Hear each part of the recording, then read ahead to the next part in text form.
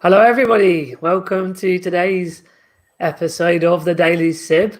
We've had our first drama with had a really fascinating guest lined up that had to pull out due to other issues I won't go into. No fault of their own, but they weren't able to make it. But I'm very, very fortunate that we've got an equally, if not more, amazing guest on in the way of Chris Cusack. So when I first used this bit of software to go live, before I had the paid version, it only went to YouTube. And that was when you were on one of those early episodes, right, Chris? Yeah, that's right. Hi, guys. So hello again. So I think there'll be some people that may have seen that YouTube when it got shared. So the plan for today, most of all, thank you, Chris, for jumping on because I'd have been loath to have missed an episode and missed the day of the Daily Sip. So that's really cool. But actually, I think a couple of silver linings is that you can share a bit more of your story to people that didn't see that first episode, but also we're now 3.5 weeks into Purple Goat, so it'd be quite a nice opportunity just to talk around what we've actually been doing and some of the challenges, some of the highlights, all that kind of stuff. So I think that's kind of our plan for the episode today. But yeah, if you want to kick off, just give a bit of a background summary, it'd be really cool. Sure, no problems. For those that missed the original interview, really brief history is I was aware of Disability Horizons online, but only as a consumer, and it was a chance meeting at a party. It was actually a friend of mine's 40th birthday party. I met Shrin Madipadi, who, co-owner, and off the back of that, I began working with Disability Horizons, and from there to Accomable, the accessible travel company, until that moved across to Airbnb, and then back with DH, really, which is basically how I've ended up here now, and again with new adventures with the beginning of Purple Goat. Yeah, I mean, a sort of general, psychology was your study background, wasn't it? That's right. Academically, I studied psychology and have a degree in that. But I worked for 25 years for a building company, doing everything that was needed to do with small companies. That's kind of what you have to do, really. So I did everything from sales to accounts. So I'm kind of backgrounded in everything. Yeah. No, I mean, I've found that there are things that seemed a bit abstract or a bit left field, not like in the weird left field, but like in a compared to disability inclusion, like doing economics at uni, like what's the connection? But everything ends up bringing some new perspective and new value, to be honest. Yeah, that's one thing I love about psychology. You can apply it to anything you choose to do from then on. Really, psychology, permeates everything. Yeah, absolutely. And your connection to disabilities, SMA, same as me. So we've got a lot of those day-to-day challenges, but I suppose not in only a negative way. It's just an experience, isn't it? Yeah, exactly. And newly a dad as well, right? Yes, 14. Well-ish. I mean, year and a bit now. 14 months old yesterday. Yeah. In fact, yeah. She's a little cutie, Graces, as well. Absolutely. I mean, challenging at times, but I wouldn't have it any other way. It's amazing. A wonderful experience. That probably obviously, like we're saying about Purple Goat, we'll get there in our own good time. But like the thing around for being a parent, having a disability, not with a disabled child, but like where the parent has a disability. I mean, that there must be additional challenges as an understatement, right? I mean, absolutely right. From the beginning, when we first started considering parenthood, you have the moral dilemmas and things things like that about, my wife, of course, would have to do the majority of the physical stuff early on and everything. I think it was actually on a support group online that someone pointed out that actually I'm not the only one making this decision, and it's, my wife's choice ultimately. So that kind of made my mind up anyway for me about all the moral side of things before we went ahead, really. Sure. It's been incredibly rewarding. It's an amazing experience and terrifying at times as well. Yeah, I mean, I'm yet to have that experience, and I do hope one day to be a dad and to have kids. But there's the fear and worry of different scenarios. But I think with you and various other people I've met over the years, like, it's always possible, isn't it? Like, there's always, and it's not even with a disability, right? Like, kids, there's challenges of having kids anyway, like without a disability. Well, it's funny, I mean, being disabled, you're always prepared to meet resistance and have to fight your way to get to anything. And in fact, when we were going to the doctor first to talk about why we hadn't conceived already, and the doctor said we're going to need assistance because we need help in the end, she said we would probably not get it because of disability, etc. So I went away and researched and did what we all usually do, and got myself prepared and armed for a fight. And when we went to see the specialist, there was no issue at all. No, He didn't even come into their equation other than genetic screening, like that. So is you get yourself all prepared for this fight that doesn't then happen. So it was actually quite a positive experience. They were all incredibly supportive throughout the whole process. And took into account my access needs and everything, and make sure I was included at every stage, no matter what. No, thank you for being candid about it, because I think at the end of the day, there is, with Purple Goat, there is a business side to it and all that comes with businesses, but actually in the end it all comes back to what disabled people have as life challenges and life experiences, and how we connect that more suitably and accessibly with society, whether that's government, businesses, etc., healthcare.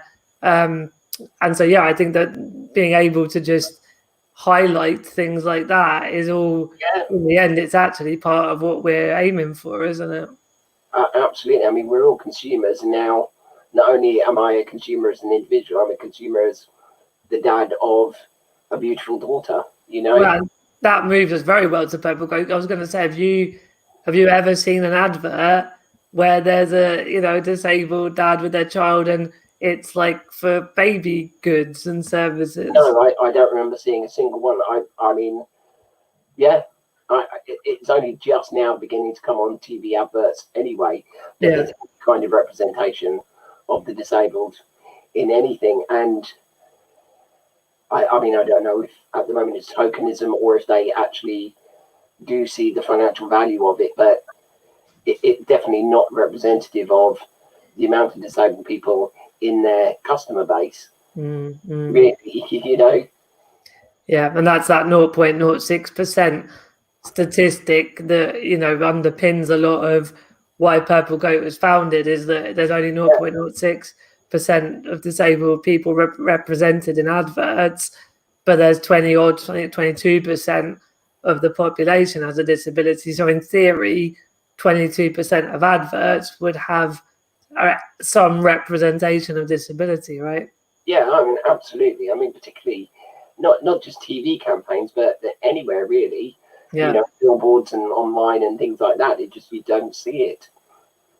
Yeah, no, it's so true. So I suppose it's just probably good to give a little bit more of a framing to Purple Goat before we go into how it's going since we launched. I mean, when people ask you what is Purple Goat, what's your, I mean, there's no right, there's no right or wrong. Just like to you, what does it mean? What is it for you? Well, I suppose if we talk about Purple Goat, we need to talk about the Goat Agency. Yeah. To begin with, we started to, I believe you met one of the guys online and just asked for some advice. And they were so open and welcoming and everything. We ended up going up and meeting the Goat Agency, who will do online marketing, basically using influencers for quite big brands. They've got offices here in York, I believe, and also is it Singapore? Singapore, yeah, it's quite a well-established and lean group, that know their stuff.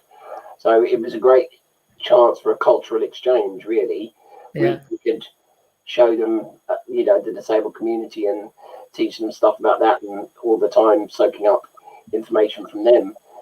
And whilst trying to do our own campaigns, we realised that there was this this underrepresentation with ads, and a gap in the market basically for an organisation like the Goat Agency, but specialised with lived authentic experience with disability that could help maybe overcome some of the problems, some of the fear, that kind of thing, and help brands communicate better, more authentically.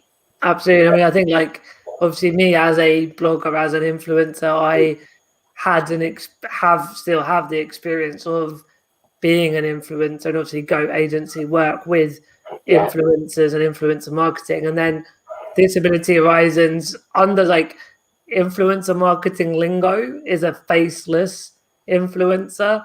But essentially DH has always been a platform for the community to share stories and have a voice on all sorts of different perspectives. So I think we've got an experience of being disabled as people, as consumers. We've got some experience going on with the influencer stuff, like I mentioned, for me, and then that sort of scale with DH, the reach we get on Disability Horizons is pretty good. And I think we found that we had lots of awareness of what it is to be disabled, and lots of things we wanted to change, and even lots of good things we wanted to help celebrate with businesses. But for whatever reason, mainstream brands have just never seen disability as a consumer base. It's always been more charity, more welfare benefits, and of course those are part of the situation, and we want to not have the need for charity, and not have as many disabled people unemployed that are willing and able to work. So I think that there's a lot of, as I said on the Daily Sib a lot now, there's a lot of pieces of a puzzle, and we're just a smaller part of the bigger picture. But equally we're trying to join those dots as well, which is quite exciting. It's a challenge, but it's quite exciting. And I suppose in the end, the partnership we're doing with the Goat is they know those big brands, and they know how to do influencer marketing and paid media, and that's not our major background. Like we've learned as we've gone along, and we picked up stuff, but they're the experts. They're globally amazing at it.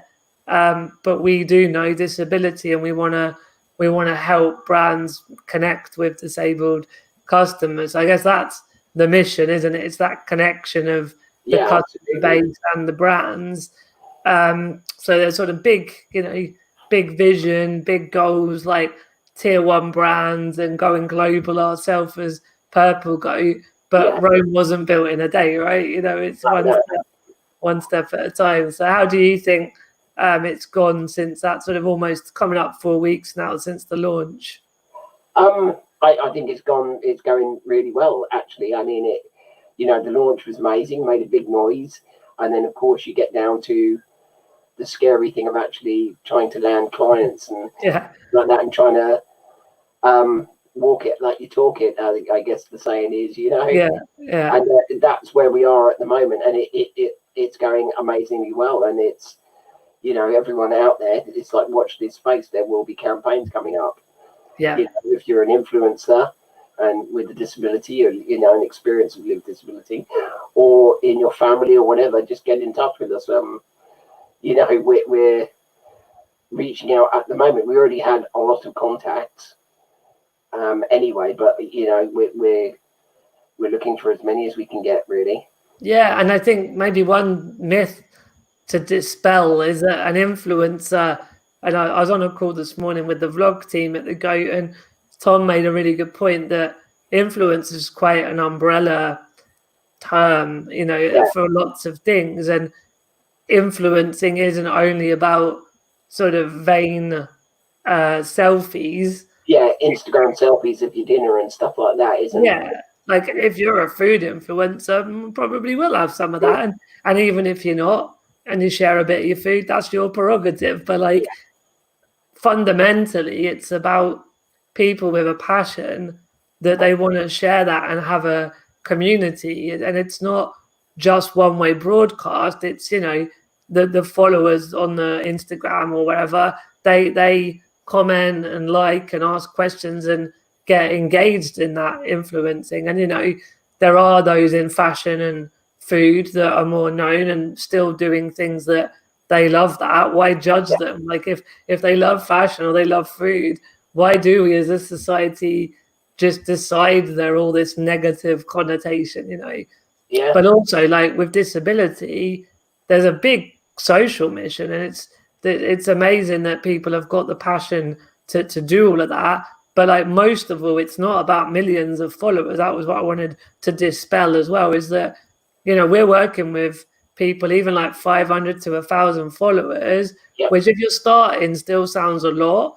But if you create good content and you're consistent, you know, and just keep going, you can find you get up to that number quite quickly. Yeah. And that is sufficient to work with us at Purple Goat, right, Chris? Yeah, absolutely. And I mean, your content doesn't need to only be about disability. No. You know, I mean, that's another myth, really, that if you're a disabled influencer, you need to talk endlessly about disability. Yeah. It can be about anything that you're interested in, but it's just the lived experience of people with a disability. You know, we will have mainstream brands, yeah, you know, who want to communicate to our community. And so, you know, it doesn't matter what your main subject is, really, just get in touch. Yeah, absolutely. I mean, and that's great for the influencers out there. I think we made the point earlier, like the bigger picture, if you're disabled customer, consumer, we're trying to help get better goods and services, more representation, advertising. So I think that if you're disabled as an everyday consumer, that's what we're trying to make a difference with. As you said, if you're an influencer with a disability, get in touch. But of course, with Purple Goat, it stands and falls on the clients, right? Yeah. So, I mean, obviously, I was more from the moment we launched with the live stream on the Goat channels, and obviously we all shared that.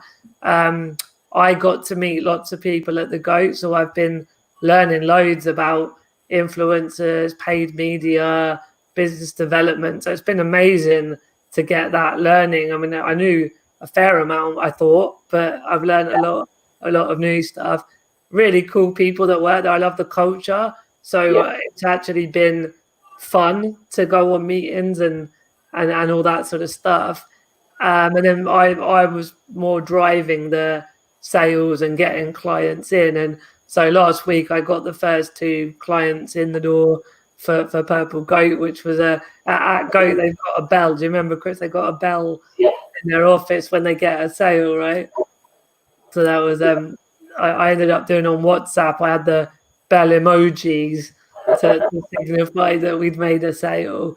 So yeah, we've sort of, me on my own, business development, getting to know what's going on, and then you've sort of getting more involved now as a campaign and account manager, right? Do you want to talk a bit more about what you'll be doing once I've obviously brought brands in, the kind of things that you'll be doing? I mean, absolutely. I mean, I'll be positioned between the client and the influencers, really. I'm managing the schedule of the campaign that will be undergoing, and making sure the influencers are knowing what they need to be doing and when they need to put out, where they need to put it out, feeding statistics back to the client and making sure the client's happy and meeting their expectations mainly. Yeah. Really, and it's I'm wary of. I'm not gonna say any names and details because I think the client.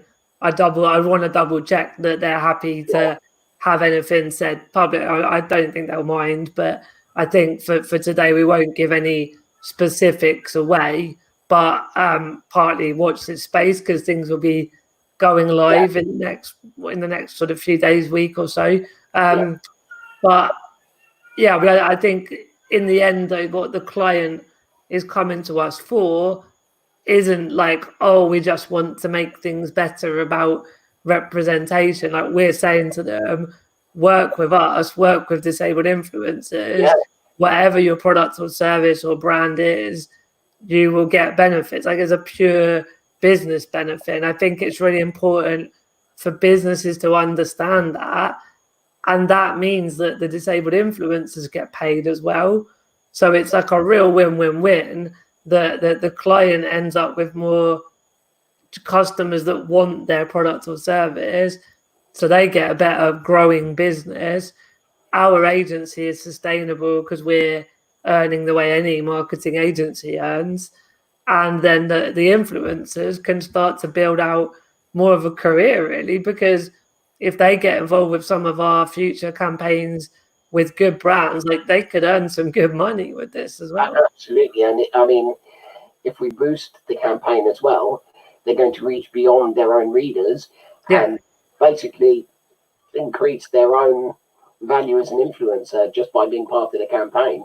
Yeah, absolutely. It's a win-win. And I mean, it's, like you say, there's 13 million consumers in the UK with a disability. Apparently 13.9, so it's actually almost 14. Communicating directly with them, or hardly anyone is, and this is a missed opportunity for businesses. That's that's a lot of money to be spent. 249 billion in the UK alone. And globally is 8 trillion, which is a crazy number. So it's kind of bonkers to think that no one's trying to maximize their yield from that market. If you want to talk purely money and greed and everything, bottom line, it can affect it. It's a huge. The purple pound is big. Absolutely. And I think what also excites me is, so I'm co-founder with the Go and like CEO, and that's my role. And eventually it's been much more turned into like a salary and everything. And you're going to be already getting involved now to help me to deliver the campaigns. We've got Liz on Disability Horizons, so it's probably good to be clear. Disability Horizons is still a magazine. It's still a community initiative. We're still trying to find how to fund the magazine. It's very, very, very difficult, but we hope that some of the clients we work with at Purple Goat will pay Horizons for publishing certain articles and content. So it may help Horizons as like an influencer to get a bit more revenue, but there's still the shop on Horizons. There's still potentially grants and all that sort of stuff. But Horizons isn't stopping or even merging with Purple Goat. It's still doing everything that it always did before. I mean, it's good to clarify for people watching that that's the situation. But that as Purple Goat grows, we're going to need account managers and campaign managers, and we very much want disabled people to fill those roles, to have more opportunity. So, do you know any of the stats around unemployment of disabled people, Chris? I know we run far less than the unemployment level in society. Oh, sorry, far more. There's, I think, double the unemployed. It's double, yeah. So, right, anyone out there knows the exact stat, I'm sure. Correct me if you will, but I know there's far more unemployed in the disabled community than there is generally in public in the UK. Yeah, I mean, and there's a lot of issues around coronavirus in general and around unemployment, and that it's a tough time. But I would say that the digital world, so not just as a marketing agency, but just more people are on social media platforms, more there's like gaming apps now where you can play FIFA. I love FIFA, that's my example. And you can stream that on a social media app called Twitch, and people have got tens of thousands of followers that are just watching them play on a computer game. So there's so much now, partly because of Corona, that's digital, but digital does play into the hands of a lot of disabled people that, we still need a world that's inclusive. We can't say, let's not have an adapted train because disabled people can just stay at home. Now that's bollocks, basically. But on the other side, if people prefer, like want to stay at home, or not even want, but just it's easier, like there are lots of things coming now in that way. And I think that's where what Purple Goat's doing can be powerful for that employment reason as well. Absolutely. I mean, I don't want to take away anything. Coronavirus is horrendous and Sure, yeah, absolutely. situation, but it has been the perfect opportunity to show businesses that, you know, remote working is more than possible, you know, in situations that they never considered it before, and that businesses can still carry on, you know, with half of their staff not in the office. And it will help us, you know, moving forwards. They're definitely absolutely. No, we've said, you know, you've seen some of the daily sibs, haven't you, Chris? Like that, a lot of people have had this sort of silver lining view that, you know, that like I know this time of year I'm more tearing around the country into summer because I've got a bit more in the tank. The weather's a bit better, longer days. And, you know, and I will, when we're out of all this, I am looking forward to getting back to some of that. But the amount I would do, different countries, different cities, really stretch my energy and then my health. And I'm sat at home on my laptop and we're having this really great chat. And I've had, like, I can do 4 or 5, like this afternoon, there's a thing called Learn Lounge, and I'm giving a keynote speak to talk to kids that are like 13 to 19 all over the country. And like, I couldn't have spoken to all them people in one day, even if I kept traveling around a lot. But like with this technology, people can log in from everywhere as well. So, I mean, you know, we were already there kind of with the communication technology, but this has given the opportunity to other people to catch up with things like Zoom and stuff like that. You know, these applications that have gone through the roof. Yeah, no, absolutely. So definitely silver linings around some of the corona, as we both keep caveating. You can't imagine, you know, the people that passed away and the loved ones that have passed away, and even just like those have been intensive care. I mean, it's bloody awful, and you know that. Let's hope we really are getting on top of this and things can pick up a bit more going forward with all of that. And the economic impact is going to be big, to be honest. Absolutely. Yeah, but I mean, we are going to have to redesign elements of our economy and society. Why not take the moment to include disabled people more in the planning process for once? Yeah, absolutely. I mean, inclusive design moving forwards makes everything easier anyway, and it's better for everyone. Absolutely. So got LinkedIn, we've got Watching in Full later, but so excited for this one. And Pippa's on tomorrow actually. So Pippa's an influencer, so we'll be able to hear a bit more from the influencer side. Zara, can you please contact me about Purple Goat, how Purple Goat can support Hex? So we'll be in touch afterwards. And Claire's saying very high in Ireland too. I believe that's around the unemployment.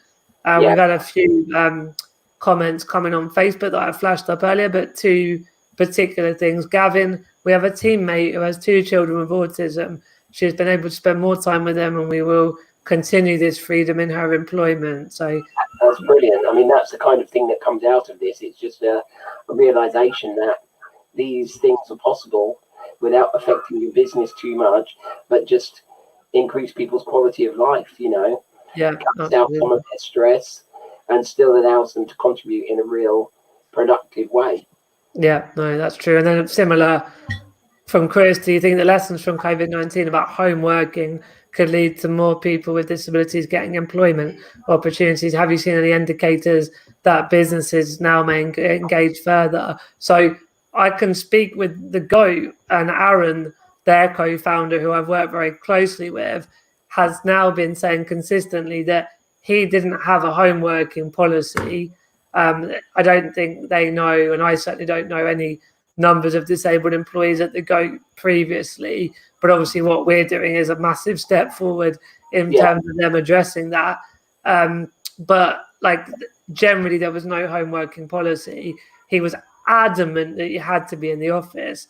And with this COVID-19 world we're in, he's saying like it's working fine, and they'll have meeting spaces, not offices. So you'll go to the office, inverted comma, for like new client onboarding or for brainstorming team sessions, and there has to still be that cultural social level, I think. Yeah. So people will go to an office if they're able to, maybe twice a week, but do a lot of it from home. And then, yeah, if someone is like literally unable to get into the office, then we've already proved it can still work this way, right?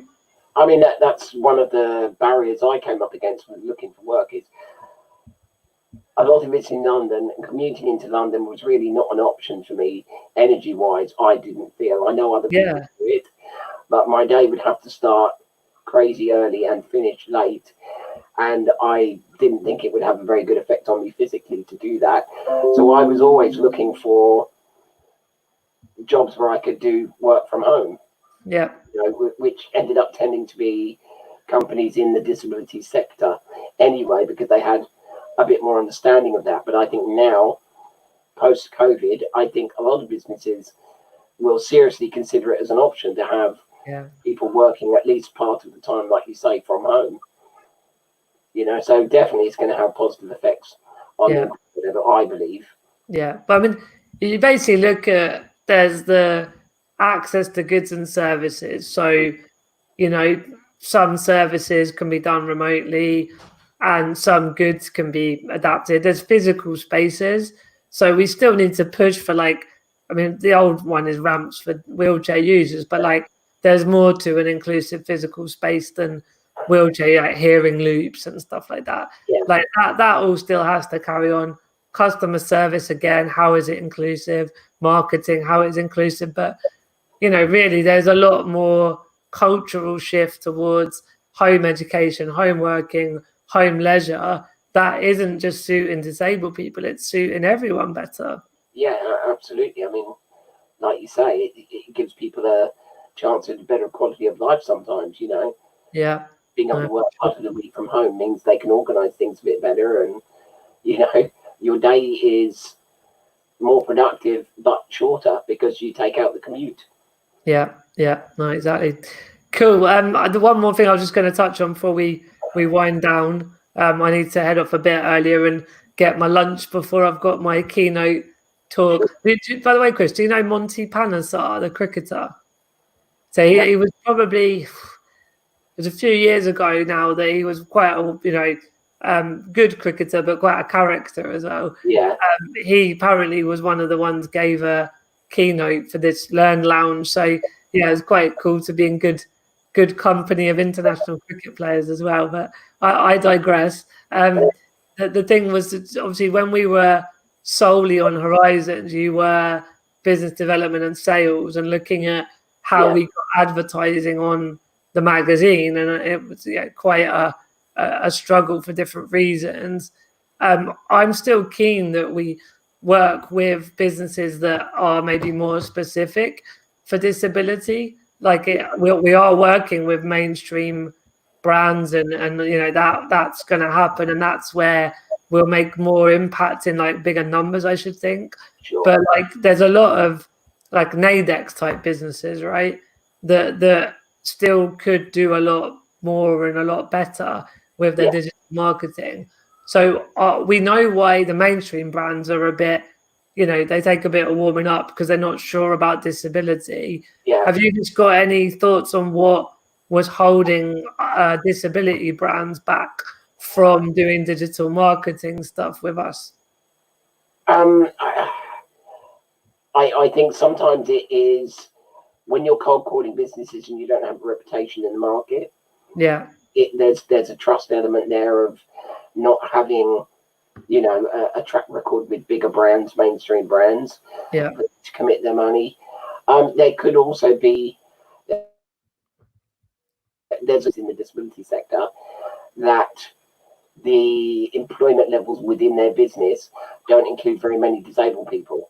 We come across that all the time. Their board is all able-bodied people without much lived experience of disability. So that's going to colour their marketing strategies, you know, and the way they communicate with the disabled, you know, because it's they haven't got the experience with all the best intentions in the world, you know. Getting better representation within their businesses, within their employment structure, would help them, as well as looking at what we've done so far, and you know, using organisations like us. Yeah, I mean, I think because there was again a bit of a myth, really, but maybe it was true a long time ago that only younger tech savvy people use social media, and if you are in the sort of home adaptation, mobility equipment sector, your market probably is a bit older. Like, of course, you and I, being younger with a disability, still need those things, but there's more numbers, I would have thought, that are of an older age that need shower chairs, and, you know, just as an example. But like, pretty much everyone's on Facebook now. Yeah. And the reason that Instagram and now TikTok are blowing up is because the next generation of social media users don't want to always be where their parents and grandparents are. And then the irony is that Instagram has also got a lot of ages because grandparents and parents wanted to see what their kids are up to. So that's why everyone's on TikTok, and now everyone's going on TikTok. Rob saying ageist about the older people. Mate, fact to fact, there are a lot more older people with disabilities than younger people. But I take your little jokey jab anyway. Yeah, and so I think that, like, people just thought, oh, there's no point being on social media because our audience aren't there, but everyone is there now. And then actually there's sort of interest in the comments that are coming in. Lindsay said, what's Purple Goat doing around hidden disabilities? Well, the point is that maybe where Horizons had a more difficult job is it's like a pan disability. It was a broad brush. We had different writers from different disabilities, but the readership was more like spread out across. But with influencer marketing, we can work with an influencer with a hidden disability, understand things that could be better from a brand, like make improvements because of the knowledge of the influencer. But ultimately, we can then do marketing campaigns targeting, and not even hidden disabilities so broad, right? Like, I know Lindsay has dyspraxia, so like, you know, you'd work with a dyspraxic influencer and really be able to work with that community through that medium. So I think that the tool that I've learned this the last week, as you have, Chris, like we're upskilling a lot right now. But I think, that people just think print mag's the only way to do mobility marketing. And I know they've upskilled more with blogging and social media, but influencer marketing is the future, whether it's disability or not disability. And obviously we just understand the disability market because that's what we've lived and breathed the last 10 years. And we want as many voices in this as possible. We want to cover all parts of the community, and we want to be able to offer brands targeted campaigns to wherever is needed, really. And it needs you all on there. From everything. And obviously people have multiple disabilities, so you might end up with like someone has one condition, but that's great for a particular campaign, but then, you know, they might generally be blogging and doing Instagram or YouTube or whatever about, you know, the multiple impairments that they have. I mean, and Lindsay's just said, I've got Emmy as well because I'm special. So we're all special in our own ways, disabled or not, and with our disabilities as well. I think that's been really nice to, I think because we've been obviously like getting our head around what all this means and what, you know, Purple Goat is going to do, what it does. So the more we've understood, it's quite nice to just articulate it to people that are interested. Was there anything else you wanted to mention or update, Chris, before we sign off? No, I think we've covered everything, and just it's exciting times. It's you know, a new venture that has real possibilities for making a change in a lot of people's lives, hopefully. Yeah. You know, we can spread this around as much as possible, like we've always tried to do. Yeah, no, absolutely. No, it's good. When people have got any other questions on the replay or whatever, just get in touch with us. As Chris said, if you are an influencer, you know, do get in touch. Chris at disabilityhorizons.com. Yeah, that's right. Yeah. Yeah. Or a business, Chris at disabilityhorizons.com. Yeah, absolutely.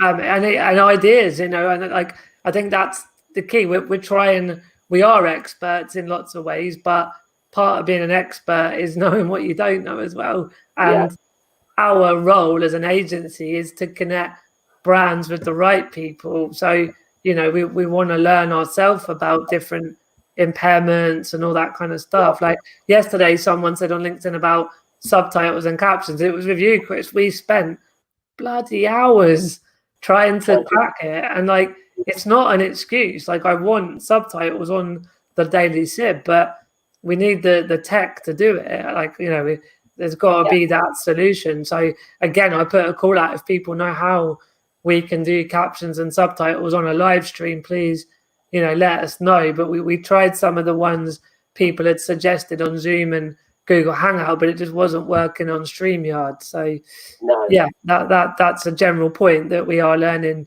every day. You know, and tech evolves every day, and there's new solutions every day as well from that perspective. So I mean, one of the issues with that is this is live. Yeah. And it will take voice recognition, and voice recognition is still quirky. I mean, I use it. It doesn't work that well, does it? Yeah. Yeah. Cool. Well, Chris, thanks again for diving at the last minute. No problems. That's turned out to be a very good, timely catch up on all things Purple Goat, really. Yeah, absolutely. And, good to hear from you as well. And obviously, I could hear Grace halfway through. So say hi to Grace from us. I will do. She's just woken up, I think. So. Oh, bless her, bless her. But that's the other, like that BBC thing where the guy is on live and the kids like bowled in and it went viral, you know. Yeah. But like that's becoming more normalized. Like I've had Sunny come in, Kasha come in, and you know, it's home life and it's work life. Absolutely, just humanizes everything, doesn't it? It does. It really does. Yeah. That's a really good way of putting it, actually. Yeah. All right. Well, yeah. Thanks a lot, Chris. Thanks everyone for watching. So we got Pippa tomorrow looking at being an influencer. I'm pretty sure Pippa's background was hidden disability, so that's quite a timely influencer. You know, I've had a lot earlier on was a lot more wheelchair users because that's been my background, my network's more in that way because I'm a wheelchair user. But yeah, it'd be good to get Pippa's views on influencing with a hidden impairment. Got people I can't now remember off the top of my head Thursday and Friday, but tune in to find out. And if anyone watching wants to come on the show, do get in touch. We're always looking for new guests on the Daily Sib. Obviously, today was nice to share some of our background business stuff, but the main purpose of the Daily Sib is just to give you all a platform for your projects and your businesses. So yeah, get in touch and have a lovely day, everyone. See you now. Bye-bye. Bye-bye.